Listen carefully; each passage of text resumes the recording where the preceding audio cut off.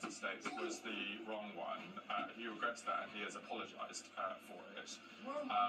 There have been some specific process failings around, for example, the security vetting recommendation not being advised to ministers, which many questions have been answered about this week, but it's been made very, very clear, both from Sir Ollie Robbins' testimony to the Select Committee and also questions being answered in the House, that the Prime Minister and no other minister was told about the security vetting question, and to allegations that the Prime Minister knew or lied or that there was a cover-up have just been found to be totally untrue.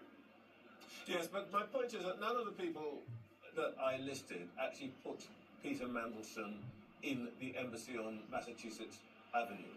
The one person who actually did that said sorry, but he gets to breeze on as though nothing's happened and everybody else has lost their job. Is that fair?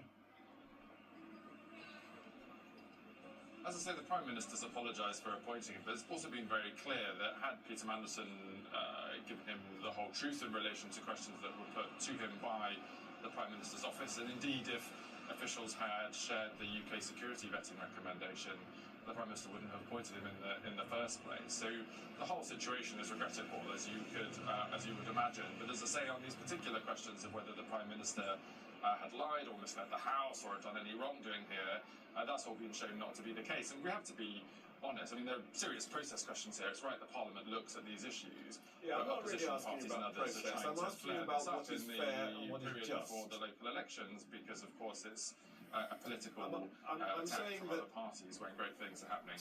several people have lost their jobs. The one person who is actually responsible for what everybody now says, including you, is a terrible mistake, gets to say, oh, I'm sorry, and sail on. Does that feel right?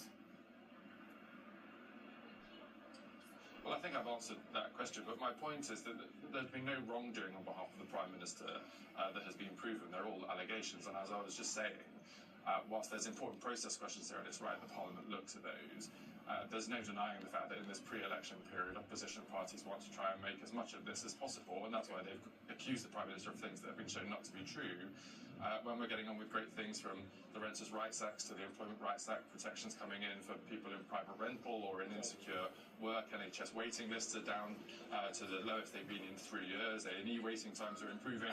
These are the things the public really want to be talking about, as I heard only yesterday when I was campaigning in Wales and doing my own constituency events in Bristol. 2 seconds, I'm sorry I had to interrupt you, and forgive me, this is not your fault at all, but because of the interruption at the beginning of our interview, we didn't get quite what you had to say about the events in Washington. I wonder if I can just ask you that again. What is your reaction, and what is your message to President Trump?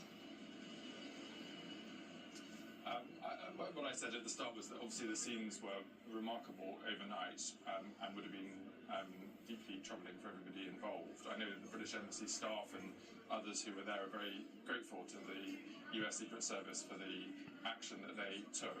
The Prime Minister has sent a message to the President this morning in solidarity for what he faced last night. And then I went on to say, of course, that in respect of His Majesty's visit to the United States next week, that our security services obviously remain in close cooperation in advance of that. Chief Secretary of the Prime Minister's Office, Darren Jones, thank you very much for your time this morning.